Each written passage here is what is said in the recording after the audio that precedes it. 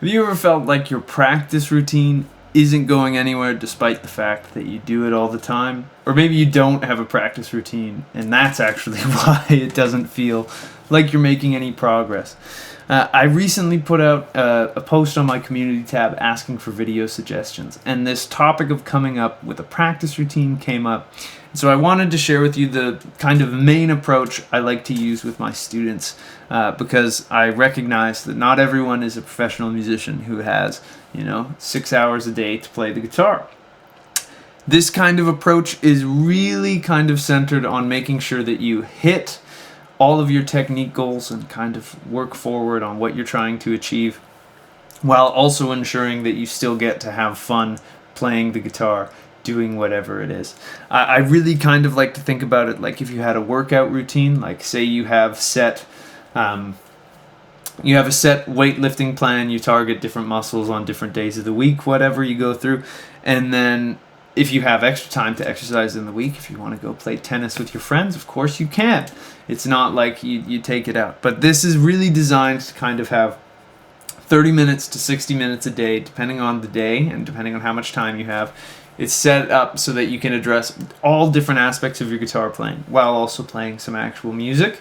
And then if you knock it out of the way, or it's a weekend and the wife and kids are away, whatever it is, if you have some more time, of course you can dive down whatever rabbit hole you like, or you could also double down on your practice.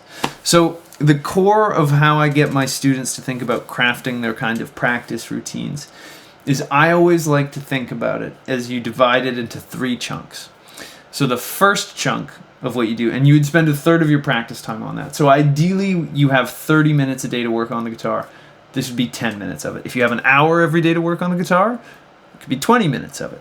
But the first chunk that I always think about is, I call it linear playing, which is meaning single notes. So no chords. These are things like scales, arpeggios, whatever that may be, but only playing one note at a time. And as an example of something you might do for this, I would say pick a scale and an arpeggio a week and just focus on those. So say, for example, I want to practice my major arpeggios and my major scale, and I want to do it in 5 positions up the neck. What a lot of students want to do is they want to try to bite off more information than they can chew, and they'll try to do, well, okay, I'm going to do all of these different keys. I would say no. If you're only working on this for 10 minutes, I would say maximum do 2 keys a day. You can keep rotating the keys as you go through them, but 2 keys a day. You want the information to be deep and you want it to stick. So, for example, if I was practicing my major scale, let's say I start in the key of G. If you've been watching this channel for a while, you know that I love using the key of G as an example. But a great way to practice this. So for this week, I'm doing major scales and major arpeggios.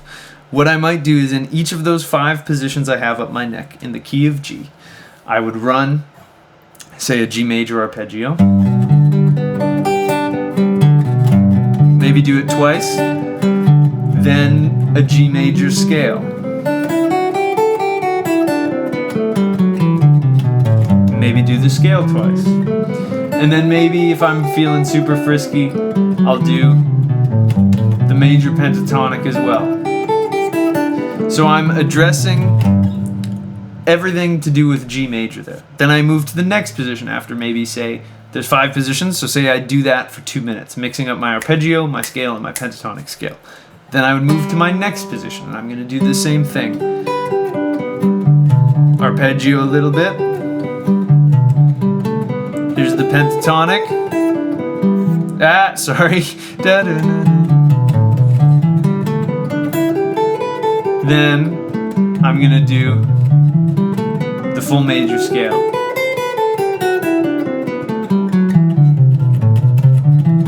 So on and so forth. Then I'd go to the next position. That was arpeggio, pentatonic. Apparently playing and talking is hard for me today. Full. So on and so forth, through all 5 positions. So okay, that, and then if you move it to a different key, then go, okay, let's do C major.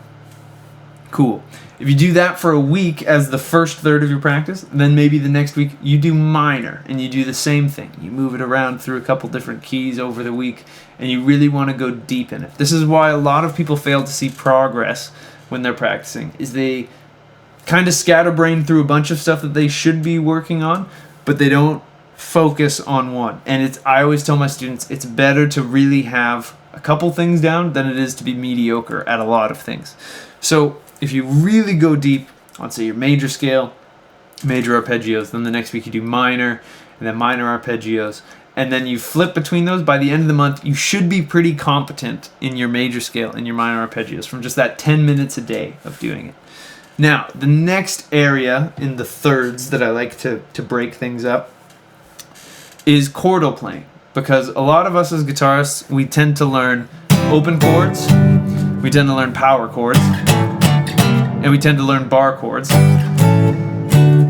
And then we forget the chords, other chords exist. We say we've won music, we're done. And that's so not how it works. So as you go through, I'm going to use just simple triads as an example. I have tons of videos on triads on my channel. If you feel like checking them out, sorry if you can hear my phone going off here. But going through different triads, however you may do it. And again, I have a ton of videos on my channel on how to work on triads and great ways of practicing them. But a great thing to do when you're doing this is to just pick a set. So maybe for 1 week, I want to work on my triads on the D, G, and B strings. And that might look like me playing harmonized major scales.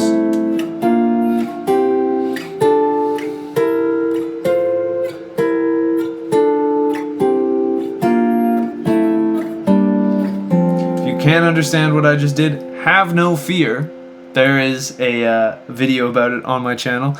You can do the same thing in first inversion. Sorry. You can do the same thing in third inversion. Second inversion or fifth and bass.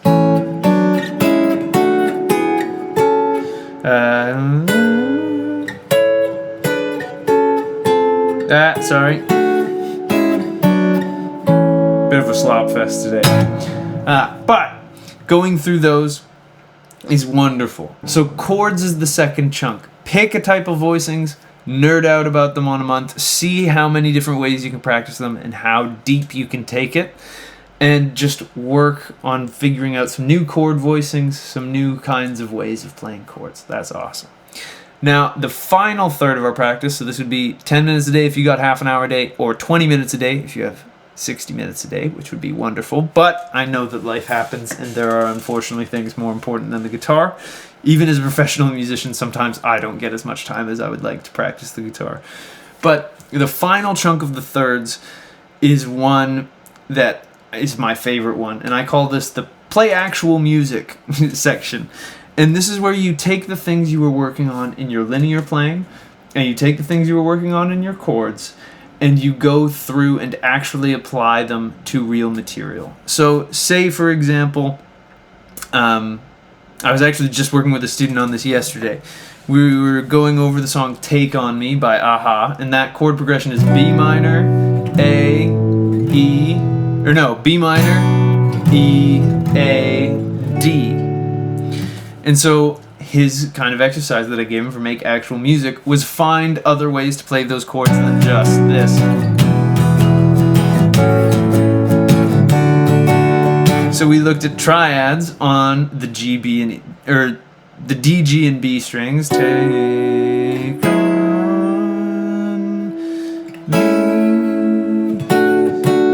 Then see if you can find a different way to play through it. Right? Or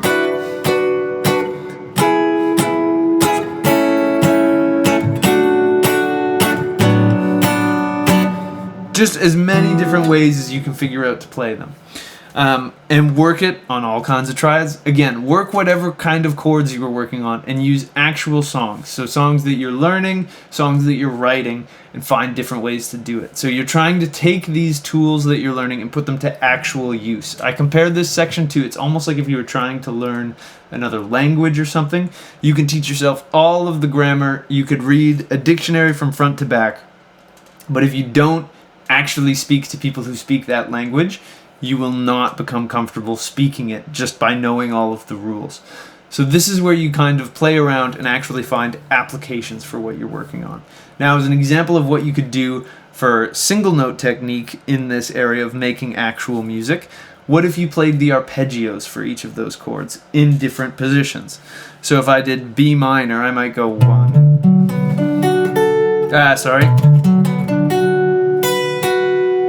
Then it goes to E. Then it goes to A. Then it goes to D. Then find somewhere else to do it.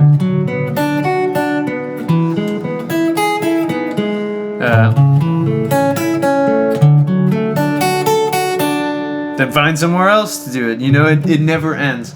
But you find ways to actually take what you're working on and apply it in the real world. And now there, you've done 30 minutes to an hour of work on this kind of stuff. And now here's where the fun part is. After you have done this, you can leave it, and any extra time you have with the guitar, you can do whatever you want. You can look at that tab for that song you're dying to play. You can play the same solo that you've been playing for the last 2 years. You can do whatever you want and whatever makes you happy with the guitar, because playing the guitar should be a fun and exciting experience. But if you're in a phase where you really want to practice and you really want to start actually making progress, I find that this kind of 3-step method, again, you can do it in half an hour a day.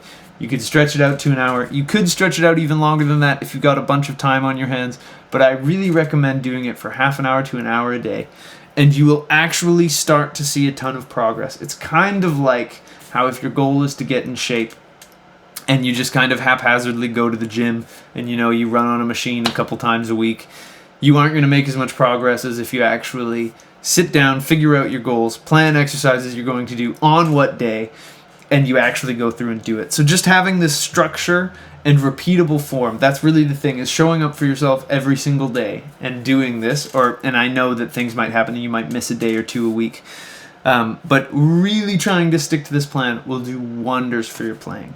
So I hope you found this helpful. If you did, I'd really appreciate it if you could like and subscribe. I post tons of educational content here. If you enjoyed this one, you'll probably enjoy a bunch of my other videos.